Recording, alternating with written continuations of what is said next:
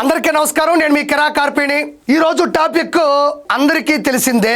విజయనగరం, శ్రీకాకుళం, విశాఖపట్నం ఈ మూడు ప్రాంతాలని అనుసంధానం చేస్తూ 2700 ఎకరాల్లో జిఎంఆర్ సంస్థ ద్వారా నారా చంద్రబాబు నాయుడు గారు ఏర్పాటు చేసినటువంటి భోగాపురం ఇంటర్నేషనల్ ఎయిర్పోర్ట్ అంటే అల్లూరు సీతారామరాజు ఇంటర్నేషనల్ ఎయిర్పోర్ట్ లో జనవరి 4, 2026 మొదటి ఫ్లైట్ ల్యాండ్ అయింది దిగ్విజయంగా.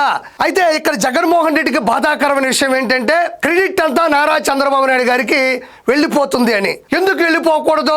నారా చంద్రబాబు నాయుడు గారు 2014 నుంచి 2019 మధ్యన ఆయన అధికారంలో ఉన్నప్పుడు విశాఖపట్నం, శ్రీకాకుళం, విజయనగరం ప్రాంతాలకి ఆర్థిక వ్యవస్థని బలంగా చేకూర్చాలి, బలంగా ముందుకు తీసుకెళ్లాలి అనే విషయంతో వేల ఎకరాలను రైతుల ద్వారా సమీకరించి మంత్రాలు చేసి ఎయిర్పోర్ట్ కట్టాలని శంకుస్థాపన చేయడం జరిగింది. జిఎంఆర్ సంస్థతో ఒప్పందాలు కూడా అంటే ప్రపంచ వ్యాప్తంగా ఇంటర్నేషనల్ ఎయిర్పోర్ట్లు కట్టేటువంటి జిఎంఆర్ సంస్థ ద్వారా ఒప్పందాలు చేసుకోవడం జరిగింది. అయితే శరవేగంగా పనులు జరిగే క్రమంలో వైఎస్ జగన్మోహన్ రెడ్డి ఊహించిన విధంలో సీఎం అవడం 2023లో మళ్ళీ భూమి పూజ చేయడం జరిగింది.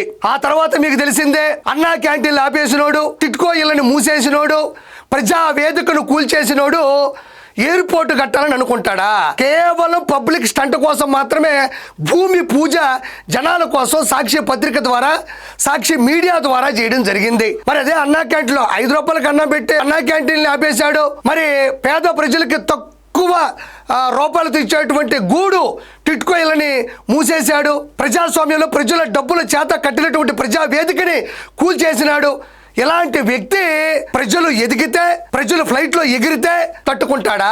ఒకటే గుర్తుపెట్టుకోండి ప్రజలారా, జగన్మోహన్ రెడ్డికి ఎవరైనా ఎగిరితే నచ్చదు. ఎందుకంటే 151లో 5 ఎగిరిపోయింది. అప్పటి నుంచి ఏది ఎగిరినా, ఎవరు ఎగిరినా తట్టుకోలేకపోతున్నాడు. కాబట్టి ఈ ఆలోచన ఏదైతే భోగాపురం ఇంటర్నేషనల్ ఎయిర్పోర్టు ఆలోచన, ఆచరణ, ఆదరణ, credit goes to Nara Chandrababu Naidu గారు. కానీ నారా చంద్రబాబు నాయుడు గారికి వస్తున్నటువంటి ఈ గొప్ప ఆదరణని అతను తట్టుకోలేక ఆయన ఒక ట్వీట్ చేశాడు. ఒకసారి చూడండి. విశాఖపట్నంలో కొత్తగా నిర్మించిన భోగాపురం ఇంటర్నేషనల్ ఎయిర్పోర్ట్ లో తొలి విమానం ల్యాండింగ్ కావడం ఆంధ్రప్రదేశ్ అభివృద్ధి మార్గంలో ఒక మైలురాయి. ఈ ఎయిర్పోర్ట్ నిర్మాణంలో అసాధారణ కృషి చేసిన జిఎంఆర్ గ్రూప్ కు నా హృదయపూర్వక అభినందనలు. మా పాలనా కాలంలో వేగవంతమైన అనుమతులు సాధించడమే కాదు, ఎయిర్పోర్ట్ నిర్మాణం కోసం భూములు ఇచ్చిన వారి పునరావాసం కోసం, భూసేకరణ కోసం సుమారు 960 కోట్లు ఖర్చు చేయడం ద్వారా ఈ ప్రాజెక్టుకు బలమైన పునాది వేశాం. ప్రాజెక్టుకు సంబంధించినటువంటి ప్రధాన పనుల్లో గణనీయమైన భాగం అప్పుడే పూర్తయింది. ఆ రోజు మేము చేసిన కృషి ఇవాళ ఈ కీలక మైలురాయిని చేరుకునేందుకు ముఖ్య కారణంగా నిలిచింది. అలాగే విశాఖపట్నం పోర్టును భోగాపురం అంతర్జాతీయ విమానాశ్రయంతో అనుసంధానించే భోగాపురం ఎయిర్పోర్ట్ బైపాస్ జాతీయ రహదారి ప్రాజెక్టుకు 2023 మార్చిలో ఆమోదం ఇచ్చిన శ్రీ నితిన్ గడ్కరీ గారి కృషి, సహకారం నాకు ఎంతో గుర్తుంది. అయితే ఇప్పుడు ఏదైతే భోగాపురం అల్లూరు సీతారామరాజు ఇంటర్నేషనల్ ఎయిర్పోర్ట్ ద్వారా నారా చంద్రబాబు నాయుడు గారు చేసిన కృషికి గుర్తింపు వస్తుంటే తట్టుకోలేనటువంటి వైఎస్ జగన్మోహన్ రెడ్డి చేసినటువంటి అఫీషియల్ పేజ్ లో ట్వీట్ అన్నమాట. అయితే ఆ క్రెడిట్ అంతా నాదే, నేనే మొత్తం అనుమతులు తీసుకొచ్చాను, నేనే మొత్తం ఎకరాలు సమీకరించానని చెప్తున్నాడు. అంటే దీనికి నేను ఆజ్యం పోసిన రాజ్యం ఇది అంటున్నాడు. కానీ పూర్వం ఇదే ఎయిర్పోర్ట్ మీద అతను చేసినటువంటి అనుచిత వ్యాఖ్యలు ఎలా ఉన్నాయో ఒకసారి విన్నాం. ఉన్న విశాఖపట్నం ఎయిర్పోర్ట్ లో మధ్యాహ్నం పూట పోతే ఈగలు దొరుకుంటున్నాం. ఇది ఏ రకంగా న్యాయం? ఉన్న విశాఖపట్నం అంటే ఇక్కడ మాట్లాడుతున్నాడు, భోగాపురం ఎయిర్పోర్ట్కి దగ్గరలోనే విశాఖపట్నం ఎయిర్పోర్ట్ ఉంది కదా, నేను అక్కడికి వెళ్తే అక్కడ ఆ ఎయిర్పోర్ట్లో ఈగలు దోలుకుంటున్నాయి, మళ్ళీ భోగాపురం ఇంటర్నేషనల్ ఎయిర్పోర్ట్ అవసరం అంటున్నాడు. ఈగలు దోలుకుంటున్నాయంట. మరి విశాఖపట్నంలో ఉండేటువంటి జనాలు ఎంతమంది ఉన్నారు? విశాఖపట్నంకి టూరిజం ఎంతమంది వస్తారు? విశాఖపట్నం ఎంత అభివృద్ధి చెందినటువంటి ఆంధ్రప్రదేశ్లో ఉన్న ఒక ముఖ్యమైన భాగం. మరి అక్కడ ఈగలు దోలుకుంటున్నాయి నువ్వు అంటున్నావు కదా, మరి అక్కడెందుకు నువ్వు రుషికొండ ప్యాలెస్ కట్టావు? ఈగలు దోలుకోవడం అంటే ప్రజలకు ముందుగా గుర్తుకొచ్చేది వైఎస్ఆర్సీపీ పార్టీ. 151 నుంచి 5 ఎగిరిపోయి 11కు పడిపోయి పార్టీ ఈగలు దోలుకుంటుంది. అందరూ కూటమి ప్రభుత్వంలోకి వెళ్ళిపోతున్నారు. నువ్వు చేసిన పాపాలు, నీలో ఉన్న లోపాలు, నువ్వు సృష్టించిన అరాచకం, నువ్వు చంపిన ప్రజల ప్రాణాలు, వీటన్నిటిని దృష్టిలో పెట్టుకుని నీ దగ్గర ఉంటే నువ్వు ఎలాగో జీవితంలో గెలవు, నీ దగ్గర ఉంటే చెడ్డ పేరు వస్తుందని అందరూ కూడా కూటమి ప్రభుత్వంలోకి వెళ్ళిపోతున్నారు, కూటమిలో జాయిన్ అవుతున్నారు. కాబట్టి నీ పార్టీ ఈగలు దోలుకుంటుంది. మరి ఈగలు దోలుకుంటుంది అని చెప్పిన నువ్వే ఈరోజు భోగాపురం ఎయిర్పోర్ట్ ఓపెన్ అవ్వడానికి లేదంటే మొదటి ఫ్లైట్ ల్యాండింగ్ అవ్వడానికి నేనే కారణం అని ఎందుకు చెప్తున్నావు నువ్వు? ఇక్కడ చూడండి, ఎయిర్పోర్ట్ బాగా ఉన్నదాన్ని వదిలేసి వేరే చోటికి పోయి ఎయిర్పోర్ట్ పేరిట అక్వైర్ చేయాలి అని చెప్పి దిక్కుమాలిన ఆలోచన చేయడం. మరొకసారి మళ్ళీ దీని గురించే చెప్పాడు. ఈ దిక్కుమాలిన ఆలోచన ఎందుకు, మళ్ళీ భోగాపురం ఎయిర్పోర్ట్ అవసరమా అని ఇతనే సందర్భాలు సారం చూడండి మీరే. మీ అందరికీ కూడా చెప్తా ఉన్నాం, గట్టిగా పోరాడదాం, గట్టిగా నిలబడదాం. ఇంకొకటి కూడా చెప్తా ఉన్నాం, కోర్టుకు కూడా పోదాం, కోర్టులో కేసులు వేసినా కూడా గట్టిగా దీన్ని ఆపే కార్యక్రమం చేద్దాం.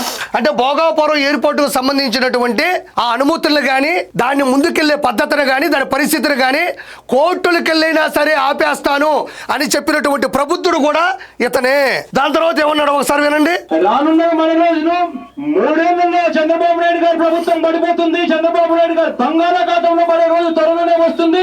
వచ్చేది మన ప్రభుత్వం, మళ్ళీ మీ భూములన్నీ కూడా తిరిగి మీకు వెనక్కిస్తామని చెప్పి మాత్రం గట్టిగా మీ అందరి. అంటే జగన్మోహన్ రెడ్డికి ఇప్పుడే కాదు, రానున్న రోజుల్లో వచ్చేది మన ప్రభుత్వమే, కళ్ళు మూసి కళ్ళు తెరిస్తే మన ప్రభుత్వం వస్తుంది. ఇప్పుడు కాదు, ఆ రోజుల్లో కూడా ఈ మాట మాట్లాడేవాడే. అయితే చూడండి, వచ్చేది మన ప్రభుత్వమే, వచ్చిన తర్వాత భోగాపురం ఎయిర్పోర్ట్ పనులు ఆపేసి తిరిగి మీకు ఆ స్థలాలు కానీ ఆ పొలాలు కానీ తిరిగిస్తారని చెప్పేసి ఇతనే చెప్పాడు. కాబట్టి అప్పుడు చంద్రబాబు నాయుడు గారి ప్రభుత్వం అంటే చంద్రబాబు నాయుడు గారి పార్టీ బంగాళాఖాతంలో పడిపోద్ది అన్నాడు. ఖాతం పక్కన పెడితే జగన్మోహన్ రెడ్డి ఖతం అయిపోయాడు. చూడండి, హామీ ఇస్తూ చెప్తా ఉన్నాం, చంద్రబాబు నాయుడు గారికి లంచాలు రావని ఇదే పెద్ద మనిషి చంద్రబాబు నాయుడు గారు ఆ టెండర్ను రద్దు చేసిన పరిస్థితి మనం అంతా కూడా చూస్తా ఉన్నాం.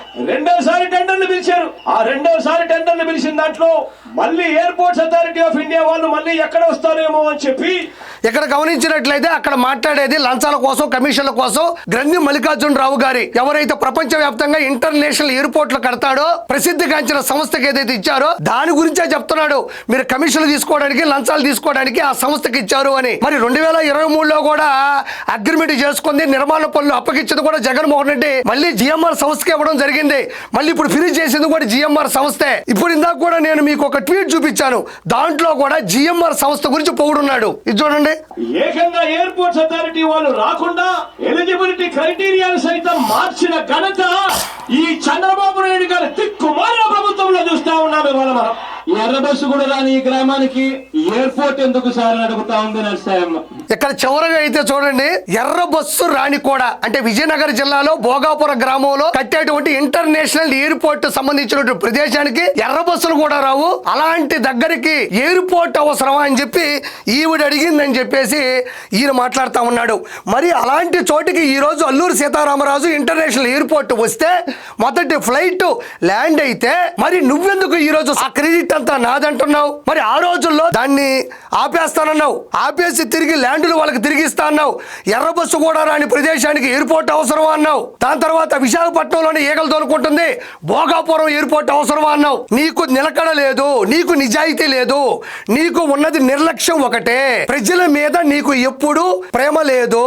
ప్రజావేదికను కూల్చేసినోడికి, అన్నా క్యాంటీన్లు ఆపేసినోడికి, టిల్ట్కో ఇళ్ళని మూసేసినోడికి ఎయిర్పోర్ట్ లో ప్రజలు ఎగిరితే ఒప్పుతుందా?